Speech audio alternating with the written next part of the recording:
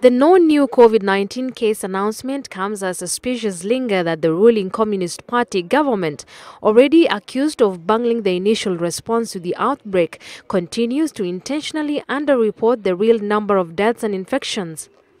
There are already lots of people out on the streets, and after the lockdown is lifted, it doesn't mean that the neighborhoods will be totally open. You will still have to register when coming in and out. I don't think there will be a big difference from how things are now.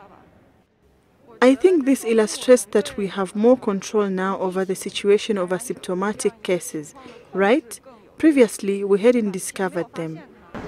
Beijing imposed an unprecedented lockdown on the tens of millions of people in Wuhan and the rest of Hubei province in late January in a bid to curb spread of the virus. The number of new domestic infections has so far dwindled for weeks. I think tomorrow is still best for elderly people and children to avoid going outside. You can go out to buy daily necessities, but should try your best to go out less. Relief has been tempered, however, by caution over new risks, rising number of infected people arriving from abroad, and the invisible threat of asymptomatic cases. Hubei citizens had sheltered at home for more than 2 months until late March, when authorities began relaxing the province's isolation by allowing people to return from other regions of China.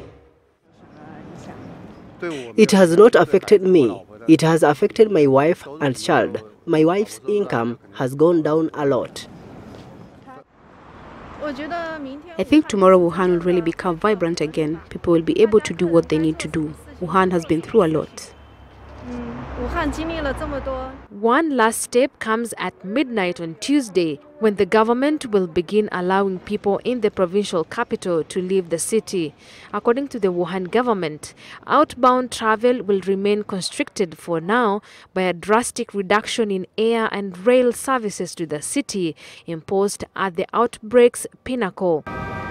City authorities also warned that various restrictions on movement would remain to guard against a resurgence of infections.